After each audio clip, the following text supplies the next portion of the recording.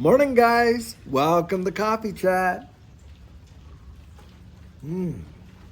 Oh boy, oh boy, oh boy. I'll tell you what. Didn't get much sleep last night. I don't know why. Maybe it was the barometric pressure, the weather changing or something. But, it was kind of like really odd. I kept waking up feeling like someone was actually watching me while I was sleeping. It was just the weirdest feeling I ever had. But, any case, finally I did fall asleep. It was around 4 a.m. or something to that effect. But the older you get, it seems like your body just wants to wake up at a particular time in the morning, and that's just how it is. You spend 30 plus years out in the workaday world getting up at like 5 and 6 a.m., getting yourself ready and off to work and what. And by the time you retire and think to yourself, wow, fantastic, I can sleep in as long as I like, blah, blah, blah. What happens? Your body says, oh no, you're waking up, and that's just the way it is. Oh man. I'll tell you what, guys. I just love coming out here, having this opportunity to sit and spend this time with you. And this morning, just take a listen to that. Hopefully, you heard that. The rain is kind of just like pitter pattering down and stuff like that. And it smells so nice and clean out here, actually. It's just got that, that little smell of moisture in the air. And actually, it's really quite nice. So I'm enjoying it. Got a covered patio out here, by the way. That's how I can sit out here during these, storms and rain and wind and all that. Is because, I got this, pretty good sized covered patio outside. So it's really, really nice. Anyhow, guys, I was reading a couple articles. And the first article is really actually quite interesting. So apparently, Christina, I think her name is Christina Georgieva, who is the head of the IMF, and hopefully I'm not butchering that and I'm pronouncing it right. Anyway, she was coming out there and she was talking about how well-crafted central bank digital currencies would be a much better alternative to stable coins and such and such. And having said that, they're talking about the Bank of Japan. They're in their final stages of being ready to release their digital yen. And so here we are again, talking about the release of another CBDC. And look, you're talking about a lot of these big economies around the world. Japan is a big economy. And in fact, guys, a lot of Forex exchanges are traded in the yen. That is for sure. And so when you're seeing the implementation of a digital yen, yep, you guessed it. We're seeing this new system coming into full play and fast. Now, having said that, the second article also had to do with CBDCs, and this is in Nigeria. Now, Nigeria, of course, we've been watching their whole monetary system literally collapse in real time. People actually having attacking, literally going down to where their central bank is and having major runs on the bank having to come out and reassure people, okay, hold on. Your paper money that we just said is worthless now. We are still going to cash that in, but you have to actually go to central bank branches to do it, and thus and such, and, fill out forms and whatever and get it all done.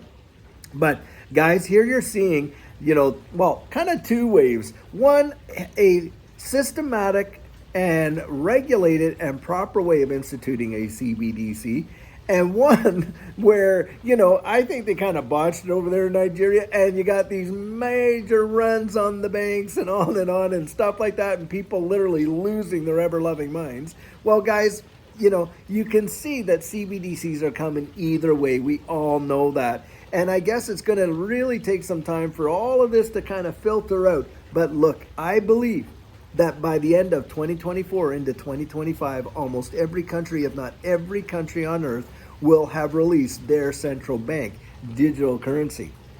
Now, having said that, guys, what is going to be the medium of exchange between all of these central bank digital currencies? What's going to be the reserve currency out there in the world? Is it going to be a U.S. central bank digital currency? Guys, I think that it's less and less likely that we are going to see a individual nation be in the world's reserve currency. I think it's going to be an agnostic digital asset that is going to be a world reserve currency. And of course, there's a lot of conjecture out there that XRP may fit the bill. And by the way, I want to share something with you. When you're dealing with XRP, XLM, and XDC and all of these ones, do you know what the X is actually designated for? And you can look this up. You can fact check this. The X is meaning that it's nationally agnostic, meaning it's not tied to any one country in the earth. That's what that X in XRP, XLM, and XDC means. These are digital assets that were created to be international or nationally agnostic, meaning can be used anywhere. And so, hey, if we were to see such a situation that one of these digital assets comes on the scene and actually becomes, a world reserve currency, you know that the price has to be at a particular level in order for it to function in the way in which a reserve currency needs to function. And guys, think about this. What is the major bridge asset between all these various CBDCs that are being built around the world? Well, you guessed it, guys. It is XRP. And why is that? You got Ripple literally almost in every situation. Maybe a few there aren't, but majority of these, they're working with all these nation states, building the very infrastructure for the central bank digital currencies and the evolution of money. It is truly amazing. And when I see that, to me, it defies description that when people can literally see the fundamentals, forget about price, just the fundamentals alone when you're dealing with the XRP ledger and XRP and its utilization and utility and use case around the world, that they could actually sit back and poo-poo it the way that they do.